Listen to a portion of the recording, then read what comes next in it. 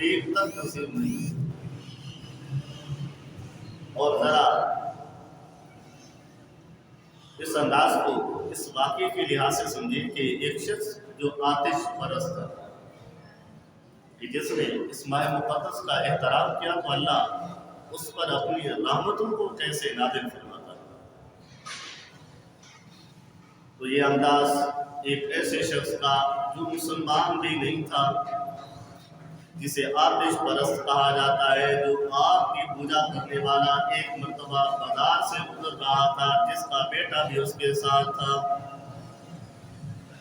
بازار تھا تو بیٹے نے کوئی چیز لی، لینے کے بعد کھانا شروع کیا تو جب اس کے والد نے دیکھا کہ میرا بیٹا بازار میں کھا رہا ہے تو اس نے اپنے بیٹے کو ایک تماچا رسید کیا، ساتھ میں غصے میں کہنے لگا کہ تجھے علم نہیں ہے کہ یہ ایسا مہینہ ہے، اسے ماہ مقدس مہینہ کہا جاتا ہے، مسلمان اس مہینے میں روزہ رکھتے ہیں اور تم ان مسلمانوں کے سامنے چیزیں کھا رہا ہے۔ تھا یہودی، تھا آتش پرست، مسلمان نہیں تھا۔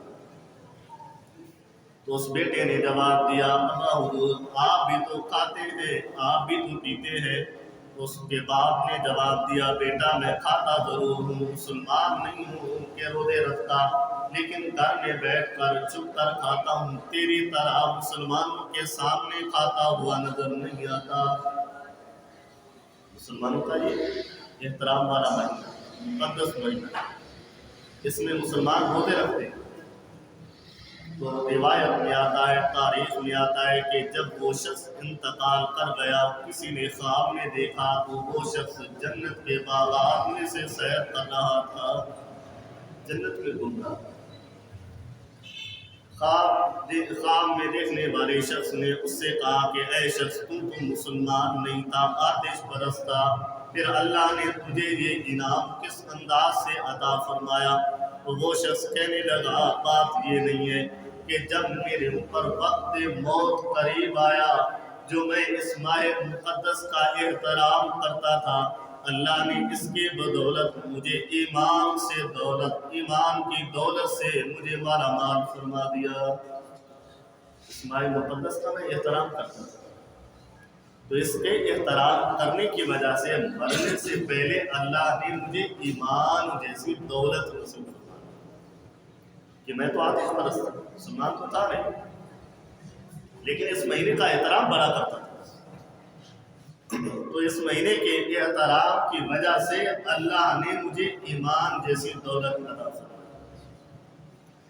جب ایمان جیسی دولت نصیب فرمائی ہے تو اللہ نے مرنے کے بعد جنت میں بھی اعلیٰ مقام عطا فرما دیا۔ یہ انداز ہے کہ ایک آتش پرست بھی جو مسلمان نہ ہو، وہ بھی اس مہینے کا احترام کرے تو اللہ اسے بھی ایمان جیسی دولت عطا فرماتا ہے۔ تو بتائیے جو مسلمان ہو اور مسلمانیت میں رہتا ہو تو وہ اس مہینے کا احترام کرے گا تو اللہ اسے کس قدر جنت سے مالا مال فرما دے گا، جنت کے انعام سے مالا مال فرما دے گا۔ تو ہمارا انداز کیا ہوتا ہے کہ اگر ہم ہیں تندرست پھر بھی بازار میں کھاتے ہوئے نظر آتے ہیں تندرست پھر بھی بازار میں پیتے ہوئے نظر آتے ہیں، ہم مسلمان ہو کر بھی ہمیں یہ احترام نہیں ہے کہ ہم اس ماہ مقدس کا صحیح معنوں میں احترام کر سکیں۔ اگر کوئی بیماری ہے، مریض ہے، روزہ نہیں رکھتے یا نہیں رکھ پاتے تو پھر بھی ہمیں حکم ہے کہ بازار میں شریعام کھانے سے ہمیں پھر بھی اسلام منع فرماتا ہے۔ اگر کھانا بھی ہے، پینا بھی ہے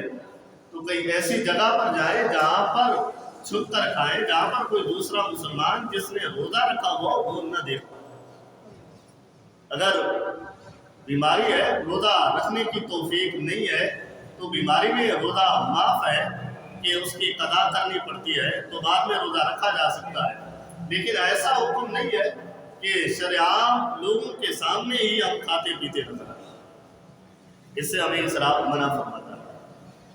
اور محبوب مصطفیٰ صلی اللہ علیہ وسلم نے بھی اس میں تاکید فرمائی ہے کہ ایسے شخص کے روزے کو بھی میرا رب قبول نہیں فرماتا جو روزہ رکھے اور ماہ مقدس کا احترام کرنے والا تھا۔ حضرت علی المرتضیٰ شیر خدا رضی اللہ تعالیٰ عنہ کے بارے میں بھی ایک واقعہ ملتا ہے